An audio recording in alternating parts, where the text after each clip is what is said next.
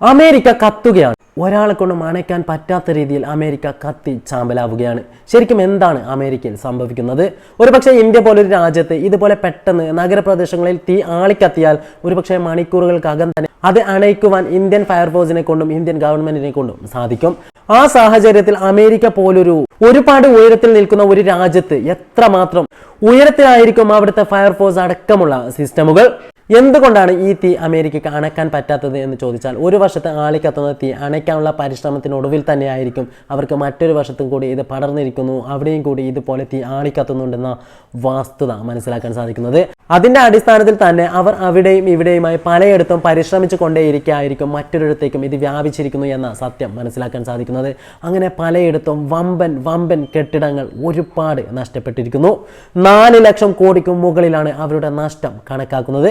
10,000 ഏക്കറുകളാണ് ഇതുപോലെ കത്തി നശിച്ചത്. 11,000 ചില്ലാനം ബിൽഡിങ്ങുകളാണ് ഇതുപോലെ കത്തി നശിച്ചത്.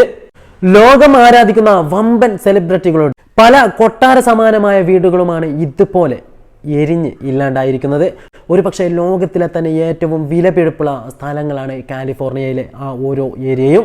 ഒരുപക്ഷെ ഇന്ത്യയുമായി താരതമ്യം ചെയ്യുകയാണെങ്കിൽ മുംബൈയിലെ ഷാറൂഖ് ഖാൻ, അമീർ ഖാൻ, അംബാനി അടക്കമുള്ളവരുടെ വീടുകൾ നിൽക്കുന്ന സ്ഥലം അതുപോലെ തന്നെയാണ് അമേരിക്കയിലെ കാലിഫോർണിയ.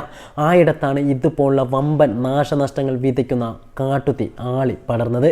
പക്ഷെ എന്നിട്ട് പോലും അമേരിക്കൻ പോലീസിനടക്കം ഒന്നും ചെയ്യാൻ പറ്റാത്ത സാഹചര്യം.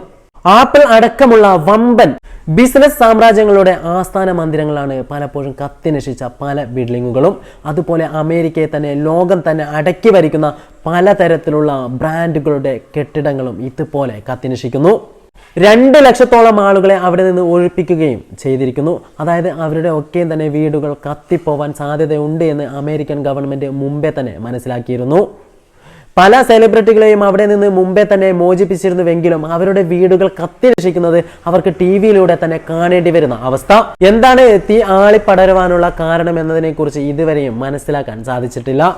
ഒരു വശത്ത് നിന്ന് ആളുകൾ തീ അണയിച്ചു കൊണ്ടുവരുമ്പോൾ മറ്റൊരു വശത്തേക്ക് മറ്റാരെങ്കിലും ഇതുപോലെ തീ പിടിപ്പിക്കുകയാണോ എന്ന രീതിയിൽ സംശയിക്കുകയും ഇന്നലെ ഒരാളെ നാട്ടുകാർ പിടിച്ച് പോലീസിനെ ഏൽപ്പിക്കുകയും ചെയ്തിരുന്നു.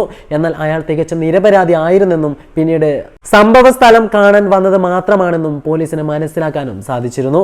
ലോകത്തിലെ തന്നെ വില കൂടിയ ഓരോ കെട്ടിടങ്ങളും, വില കൂടിയ ഓരോ മാളികകളും, അതേപോലെ തന്നെ വില കൂടിയ ഓരോ സ്ഥലങ്ങളും ഇതുപോലെ കത്തി നശിക്കുന്നത് ആ രാജ്യത്തെ ഗവൺമെന്റിന് തന്നെ നോക്കി നിൽക്കേണ്ടി വരുന്ന അവസ്ഥ വളരെ ഭയാനകരമാണ് എന്ന കാര്യത്തിൽ സംശയമില്ല. എന്തു തന്നെയായാലും എത്രയും പെട്ടെന്ന് പഴയ സ്ഥിതിയിലേക്ക് അമേരിക്കയെ എത്തിക്കുവാനുള്ള നെട്ടോട്ടത്തിൽ തന്നെയാണ് അമേരിക്കൻ ഗവൺമെന്റും.